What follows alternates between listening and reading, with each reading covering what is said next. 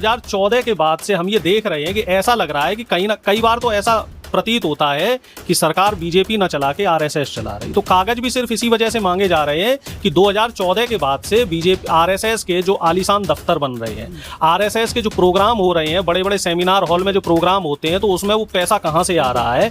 RSS के जो नेता हैं, बड़े बड़े जो सरसंघचालक टाइप के जो लोग हैं, बड़े टॉप 10 लोग हैं, उनके काफिले में जो 100-100 200 गाड़ियां जा रही हैं, तो वो पैसा कहाँ से आया। आप साधारण तरीके से अगर कोई काम कर रहे हैं तो सवाल नहीं होंगे, लेकिन जब आप सरकारी धन का दुरुपयोग कर रहे हैं तो सवाल आपसे होंगे। और वही सवाल प्रियांक खड़गे ने किया कि आप सामाजिक सांस्कृतिक संगठन है या किसी व्यक्ति का समूह है, तो आपने अब तक रजिस्ट्रेशन क्यों नहीं कराया, और नहीं कराया तो अब कराओ, और आय व्यय का जो खर्चा होता है वो खर्चे का ब्यौरा दो। सीधा सवाल है कि जो बड़े बड़े 400-500 से ज्यादा शहरों में आपके आलीशान दफ्तर बने हैं, तो वो पैसा कहाँ से आया। बिल्कुल, क्या हाल चाल है, सब ठीक है, बहुत बढ़िया बहुत बढ़िया। अपना और अपने को ख्याल रखो, जब टाइम मिले तो खास वीडियो है जरूर देखो। देसी देख, बिगर ब्रेक, बगैर लाग लपेट, बिल्कुल देसी अंदाज में। मैं विपिन बेबाक और मेरे साथ कांग्रेस के नेता डॉक्टर रमेश यादव और मेरी दाईं तरफ वरिष्ठ पत्रकार फैज़ आलम फैज़ी और मेरे सीधे हाथ की तरफ पत्रकार सादाब रिजवी। स्वागत है सभी का। धन्यवाद बेबाक जी, धन्यवाद जी। जी, बहुत बहुत शुक्रिया। एक आग्रह है पहले आपसे, आपकी वीडियोस को जब लोग देखते हैं तो वो ठोकते रहो वाली लाइन जरूर देखते हैं, वो भी जरूर ठोकवा। हाँ जी बिल्कुल, अगर वीडियो पसंद आए तो आपके हाथ में फ़ोन है, फ़ोन के बिल्कुल जस्ट नीचे को एक बटन है, वो बटन को दबाते रहो और ठोकते रहो ठोकते रहो ठोकते रहो, यानी कि दूसरे के फ़ोनों तक पहुँचाते रहो। तो सबसे पहला सवाल कांग्रेस के वरिष्ठ नेता डॉक्टर साहब, बीजेपी और आरएसएस लगातार मुस्लिमनते यूँ कह भाई कागज़ दिखाओ कागज़ दिखाओ कागज़ दिखाओ, और अब बारी आरएसएस की आई है कि भाई कागज़ दिखाओ, तो बिल्कुल सिट्टी पिट्टी गुम है। क्या कहोगे? इस समय देखो जी, दो मामले चल रहे हैं बड़े तगड़े जी। एक तो आरएसएस वाले जो खुद को कहते हैं कि हम दुनिया का सबसे बड़ा सांस्कृतिक और सामाजिक संगठन है, लेकिन उनके पास कोई कागजात नहीं है, और उनके जो प्रमुख हैं उन्हें Z+ सुरक्षा भी सरकार ने दी है, और 58 से ज़्यादा कमांडो उनकी सुरक्षा में 24 घंटे तैनात है। बिल्कुल। और दूसरा, जिन रामलला के लिए पिछले 40 साल से सर फुटब्बल कर रहे थे, अब उन रामलला के फंड से 400 करोड़ रुपया ये जो आरएसएस वाले लोग हैं इन्होंने चोरी कर लिया, और उसका भी कोई ब्यौरा नहीं दे रहे। और उस जो ट्रस्ट में एक मेंबर है चंपत राय, और चंपत नाम ही आप समझ लो, चंपत का मतलब क्या होता है?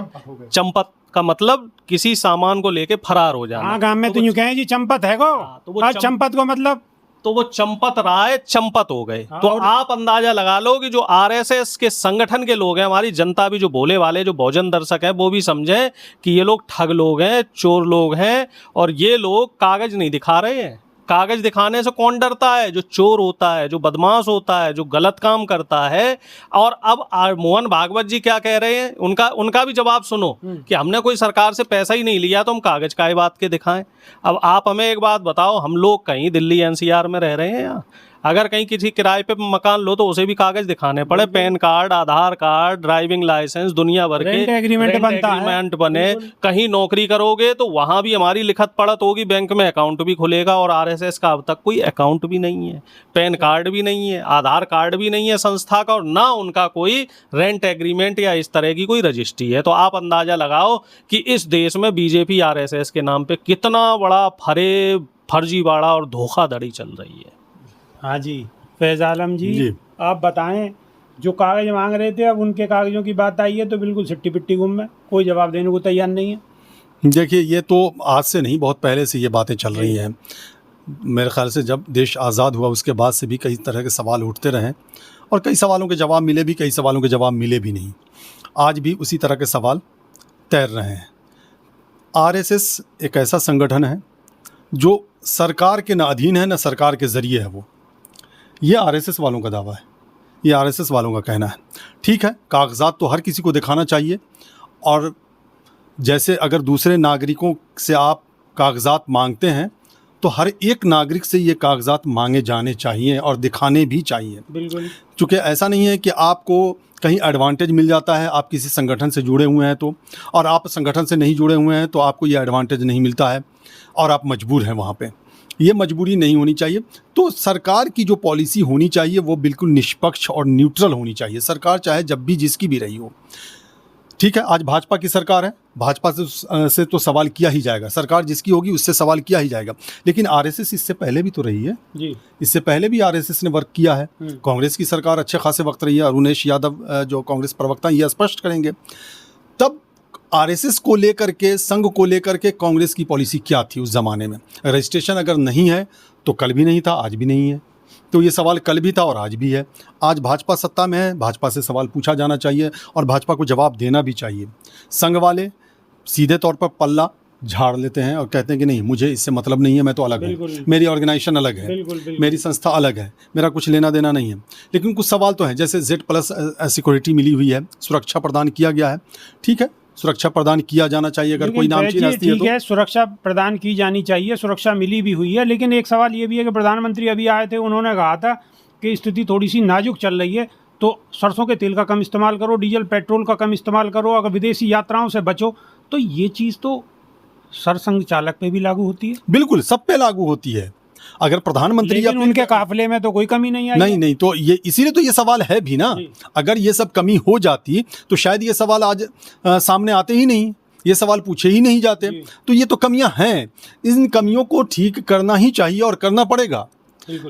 एक ऐसी ऑर्गेनाइजेशन जिसके बारे में ये दावा किया जाता है कि वो रजिस्टर्ड नहीं है, जिसके बारे में ये दावा किया जाता है कि उनके पास कागजात नहीं हैं, ये सब दावे हैं। ये तो जांच का भी विषय है, जांच के बाद क्या कुछ निकल कर सामने आता है या संघ की तरफ से इसको लेकर के आधिकारिक बयान क्या आता है, इस पे तो हम लोग कुछ नहीं कह सकते। तो सरकार के मातहत ये मामला है, सरकार देखे। तो सवाल तो इसीलिए है।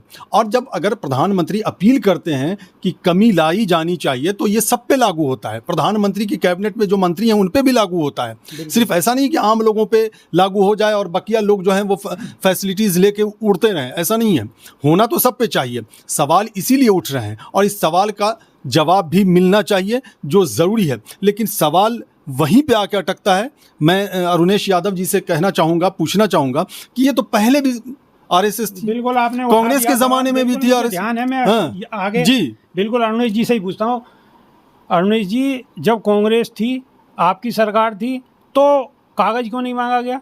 तब भी तो कागज़ मांगा जाना चाहिए था। सरदार पटेल साहब के बारे में तो सबने सुना है। जी बिल्कुल। सरदार पटेल साहब ने आरएसएस को पूरी तरीके से देश में बैन कर दिया था और इसके बाद इन लोगों ने लिखित में ये कहा था कि हम साहब सिर्फ सामाजिक और सांस्कृतिक रूप से काम करेंगे और कभी भी 2014 तक इनकी कोई भी एक्टिविटी इस तरह की नहीं रही।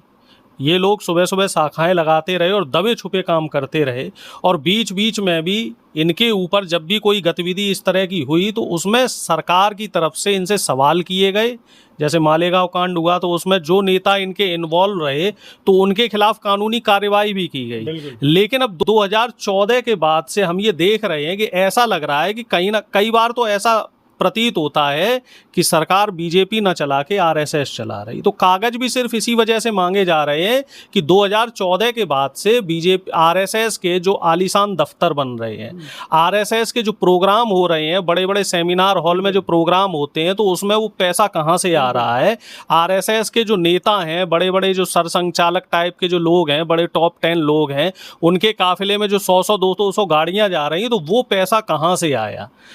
आप साधारण तरीके से अगर कोई काम कर रहे हैं तो सवाल नहीं होंगे, लेकिन जब आप सरकारी धन का दुरुपयोग कर रहे हैं तो सवाल आपसे होंगे। और वही सवाल प्रियांक खड़गे ने किया कि आप सामाजिक सांस्कृतिक संगठन हैं या किसी व्यक्ति का समूह है, तो आपने अब तक रजिस्ट्रेशन क्यों नहीं कराया? और नहीं कराया तो अब कराओ और आय व्यय का जो खर्चा होता है वो खर्चे का ब्यौरा दो। सीधा सवाल है कि जो बड़े बड़े 400-500 से ज़्यादा शहरों में आपके आलीशान दफ्तर बने हैं, तो वो पैसा कहाँ से आया?